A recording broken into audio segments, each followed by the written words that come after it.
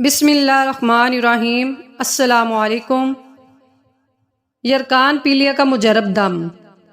جس کسی بچے یا بڑے کو یرکان پیلیا کا مرض ہو تو اس کے لیے سب سے پہلے سورۃ الفلق، سورۃ الناس، سورۃ اخلاص، سورۃ کافرون اور آیت الکرسی ایک ایک بار پڑھ کر مریض پر دم کریں۔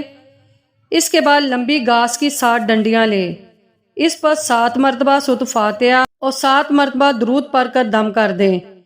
پھر ایک چھری ایسی لیں جس کا دستہ لکڑی کا ہو، اس چھری پر 7 بار سورۃ قریش پڑھ کر دم کر دیں اور اس چھری کو مریض کے اوپر سے 7 بار سر سے پیر کی طرف کو اتاریں اور ساتھ میں ایک گھاس کی ڈنڈی کاٹ دیں۔ اس طرح 7 بار اس عمل کو دہرائیں کہ سب گھاس کٹ ہو جائے۔ یہ عمل اتوار کے دن اور منگل کے دن کریں۔ انشاءاللہ ان 2 دن میں کرنے سے یہ ختم ہو جائے گا۔ اگر کچھ رہ گیا ہو تو اسے اگلے اتوار منگل کے دن کر لیں۔ اس طرح 1-2 بار میں یہ ختم ہو جائے گا۔ یرکان کا روحانی علاج۔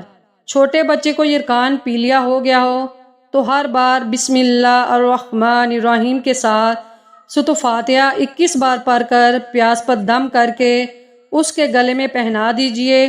انشاءاللہ عز و جل شفا حاصل ہوگی۔ سورۃ البینہ لکھ کر تعویذ بنا کر گلے میں پہنا دیجئے۔ انشاءاللہ العزیز یرکان جاتا رہے گا۔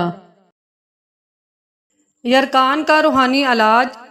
سبح للہ ما فی السماوات والارض وہو العزیز الحکیم۔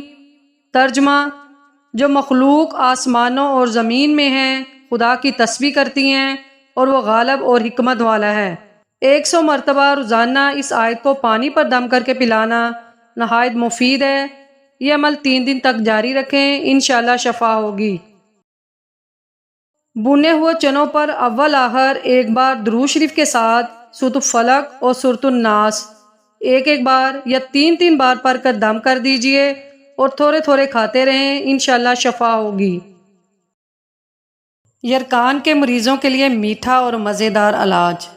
یرکان کے مریض کو جو کا ستو 2 چمچ کھلا کر اوپر سے گنے کا رس پلایا جائے۔ مریض صبح کے وقت گنا چوسے۔ گنے کا رس دن میں کئی مرتبہ پیے۔ انشاءاللہ اس سے یرکان 1 ہفتے میں ٹھیک ہو جائے گا اور اچھی صحت حاصل ہوگی۔